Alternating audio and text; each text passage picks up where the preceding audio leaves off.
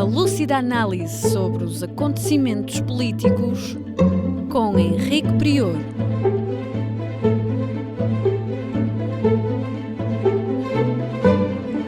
Política Impura, na Rádio Transforma. Sejam bem-vindos a mais um Política Impura na Rádio Transforma e na Revista em Comunidade.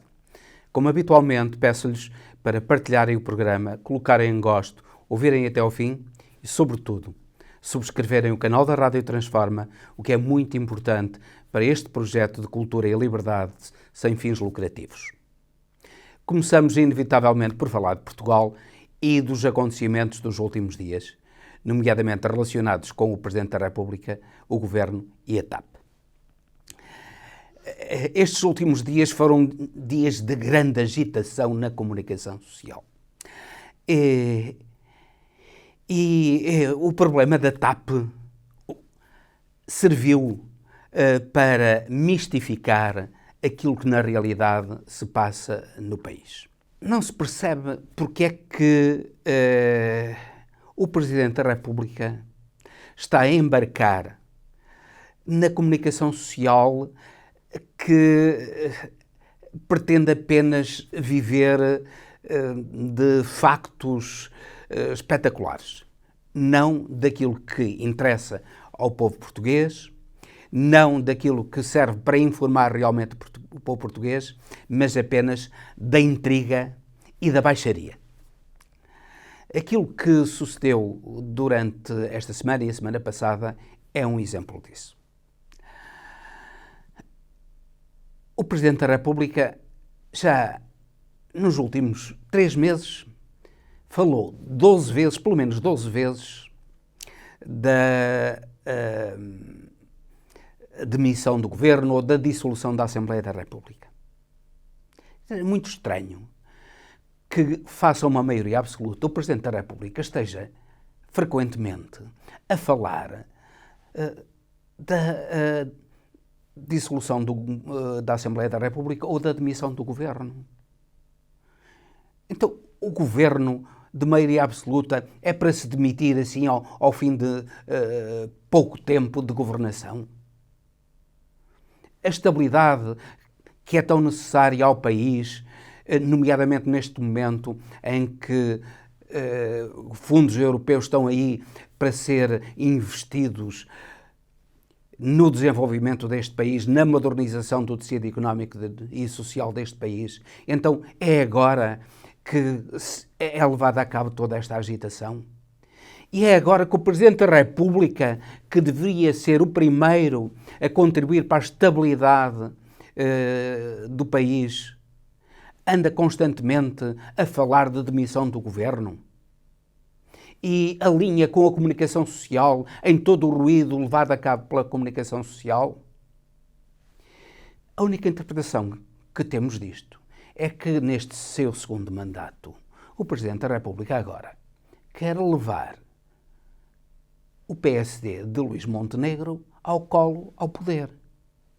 Porque nada mais justifica este tipo de ruído. Repare-se, com este ruído conseguiu-se algo muito importante para o PSD. Primeiro, o país cresceu no primeiro trimestre face ao período homólogo do ano anterior, 2,5%. O que é absolutamente notável. É o maior crescimento dentro de todos os países da União Europeia. Um desempenho notável da governação. Quem fala nisso? Ninguém. Efetivamente, o Presidente da República contribuiu para que esses resultados, que deviam, no fundo, dar um pouco de esperança ao povo português, não. Aquilo que se falou é tudo aquilo que contribui para o descrédito da política, para o desânimo do povo português.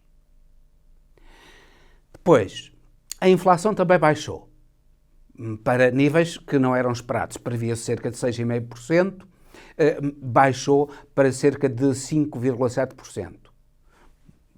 Bom resultado também. Ninguém fala nisso. O que ouve-se falar é da TAP e das intrigas da TAP. Já falámos aqui que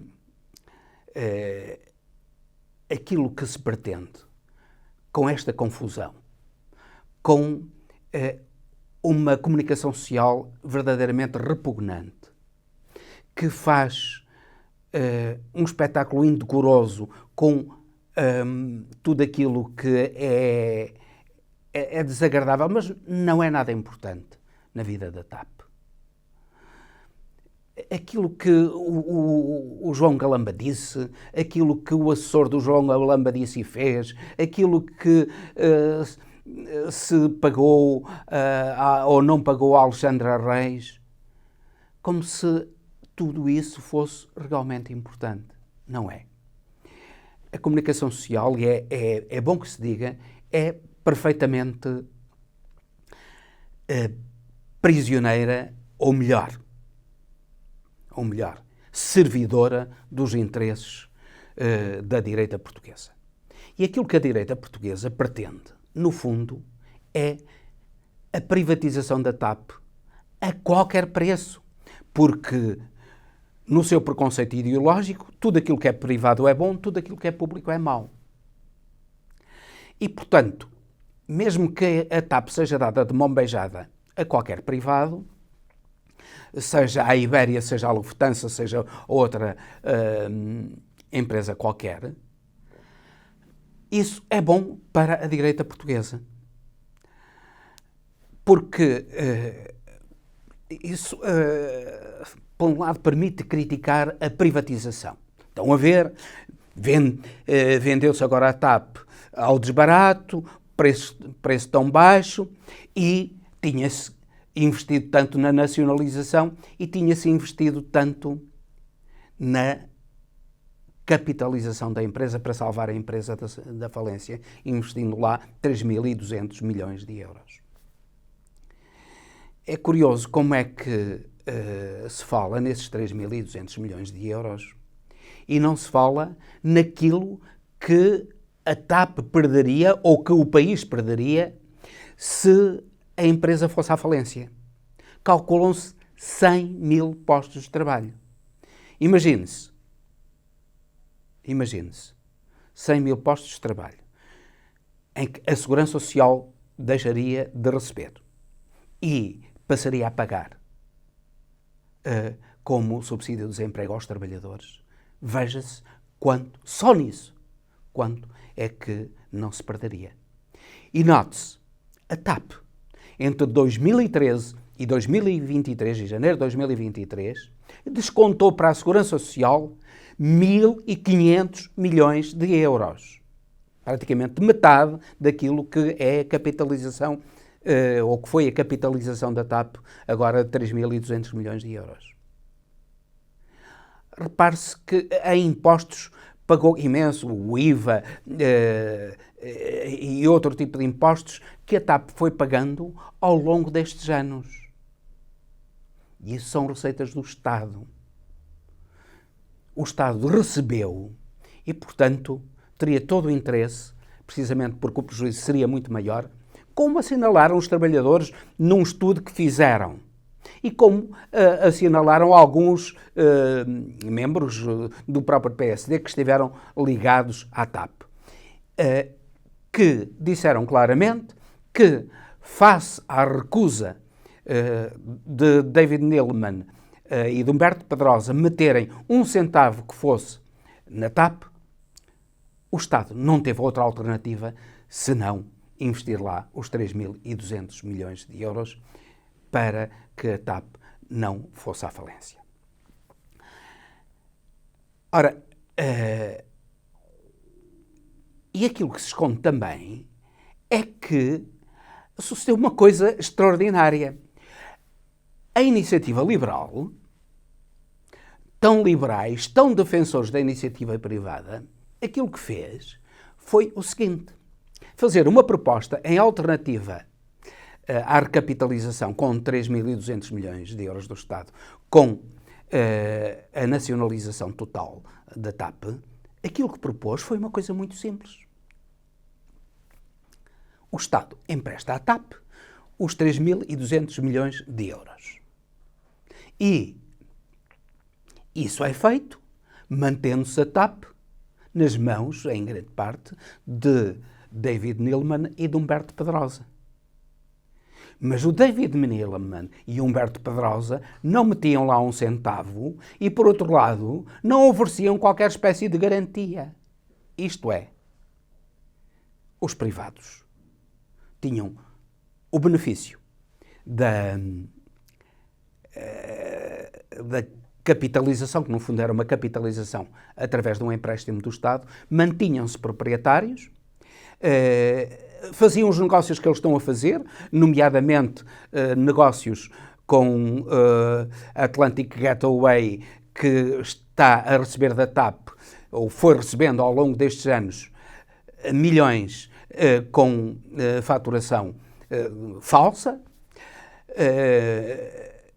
e mantinham-se vencimentos chorudos para os administradores privados da TAP, e o Estado pagava isso tudo. Isto é, os portugueses pagavam isto tudo, sem nenhuma garantia de que o empréstimo fosse pago ao Estado e sem nenhuma garantia de que no futuro a empresa não falisse, porque fazendo o Estado esse empréstimo, é óbvio que o Estado não podia fazer outro empréstimo, nem poderia recapitalizar a TAP retomando a totalidade do capital. Agora, na verdade, João Galamba é um homem inteligente, é um homem dedicado à causa pública, mas é um homem que, às vezes, quer muito protagonismo. E a conferência de imprensa dele foi um excesso. É certo que ele devia defender-se publicamente, isso é óbvio, ele devia defender-se publicamente dos ataques pessoais que lhe eram dirigidos, fê-lo, mas fê-lo de uma maneira completamente exagerada, trazendo a público factos lamentáveis da vida interna do seu ministério, que era perfeitamente escusado que viessem a público. João Galamba também se pôs, no fundo, a jeito para estas críticas, mas, no fundo, tudo isto serve para encobrir a real intenção dos partidos de direita de privatizarem a TAP a qualquer custo e a qualquer preço, e também mostra um certo hesitar do próprio António Costa. António Costa uma vez diz que a TAP deve ser toda privatizada, outras vezes diz que deve ser só em parte. Nós não sabemos muito bem o que é que ele quer. E era importante que Costa dissesse de uma vez por todas o que é que quer. Se quer privatizar a TAP em parte, em que parte, se quer privatizar totalmente, como, com quem, para quem, porquê. Isso ainda não sabemos. E tudo isso causa instabilidade. Acrescido, no fundo, tudo isto, à vingança que se pretende ter por parte do David Neeleman, do Fernando Pinto, que fizeram negócios absolutamente ruinosos, falsificaram documentos, eventualmente levaram a cabo outros crimes, talvez de branqueamento de capitais ou outros crimes esses que estão a ser apurados. Infelizmente, não se vê o andamento do processo e tudo isso serve também para uma vingançazinha do Fernando Pinto e do David Neeleman, de quem a comunicação social é absolutamente serventuária. Costa tomou uma atitude frontal relativamente ao Presidente da República. A partir de agora, o conflito é permanente. A partir de agora, Marcelo irá fazer tudo para desgastar o governo e para levar uma pessoa medíocre e incompetente como é Luís Montenegro ao poder. E Costa terá de fazer alguma coisa para que este objetivo da direita, acompanhada por Marcelo, não vença, porque aquilo que se prefigura é a privatização da economia de uma maneira geral, da saúde, da educação, de tudo aquilo que é público, e nos termos em que a iniciativa liberal quis privatizar a TAP. Empréstimo de 3.200 milhões de euros, no fundo, era desbaratar dinheiro, entregar dinheiro aos privados a fundo perdido. Ora bem, esperamos que isto não aconteça para bem do país, para preservar a TAP, que é uma empresa importantíssima para o país, que tem de ter na TAP um instrumento importante, não só de manutenção de emprego e de empresas subsidiárias da TAP, fornecedoras da TAP a nível nacional, mas também de ligação às comunidades portuguesas espalhadas pelo mundo e aos países de língua portuguesa. Tudo isso é essencial para se manter o hub da TAP em Lisboa e para se manter a TAP como uma grande empresa. Não podemos deixar de falar do escalar da guerra na Ucrânia. Agora com uma eventual ou suposta tentativa de assassinato de Putin através de drones. Não nos custaria muito a acreditar que foi uma tentativa de assassinato levada a cabo pelos Estados Unidos, porque várias vezes o Biden disse que Putin devia ser assassinado, que era algo de bom para o mundo que Putin fosse assassinado. Sabemos que a Ucrânia também pretende isso.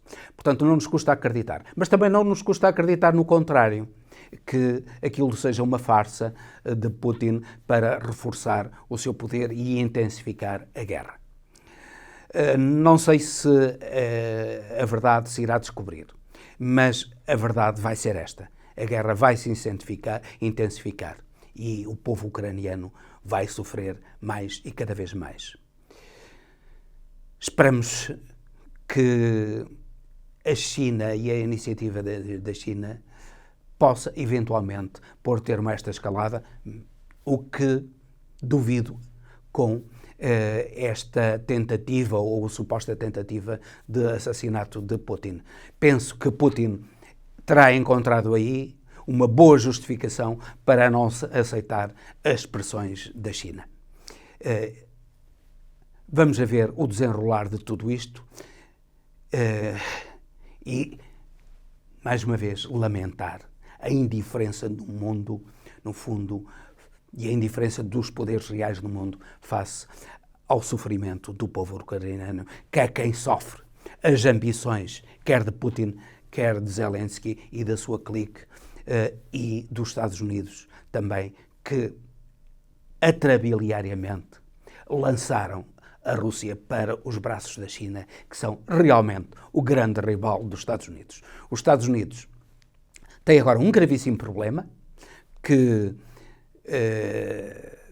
eventualmente em julho irá arrebentar. Vamos ver qual irá ser o resultado deste gravíssimo problema. Provavelmente em julho os Estados Unidos estão a correr o risco de não poderem pagar a sua dívida. Os Estados Unidos são de longe, mas de longe, o país mais endividado do mundo.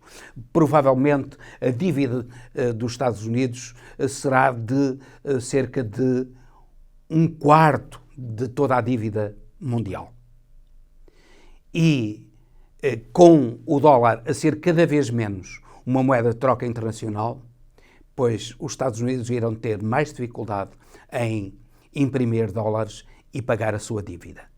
Vamos ver o que é que acontece. Em 2008 já houve um problema com a crise do subprime e Obama pressionou e os republicanos acabaram por aceitar o ultrapassar do teto da dívida para que a dívida pública americana fosse paga.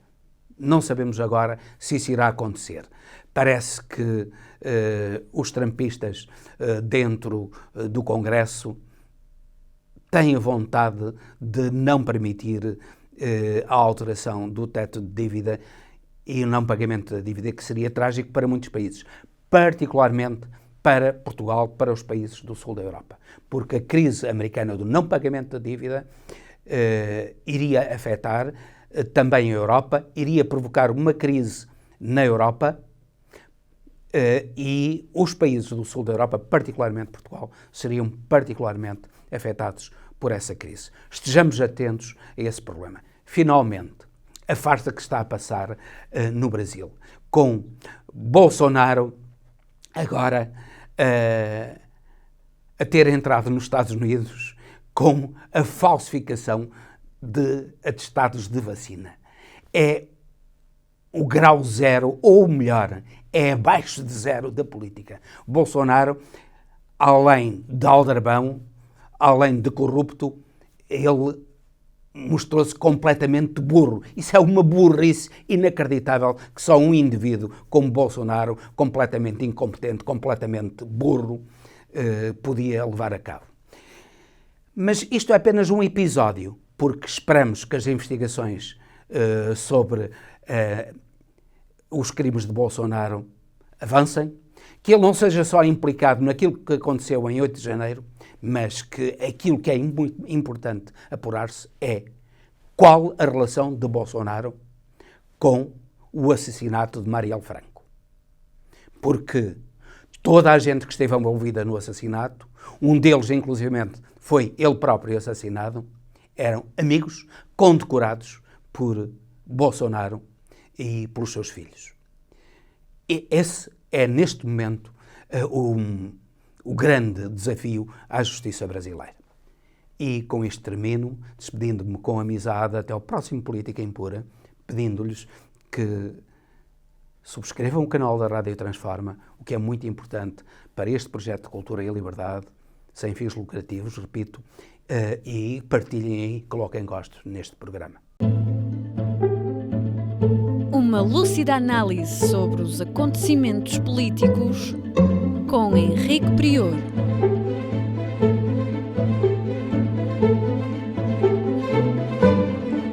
Política Impura, na Rádio Transforma.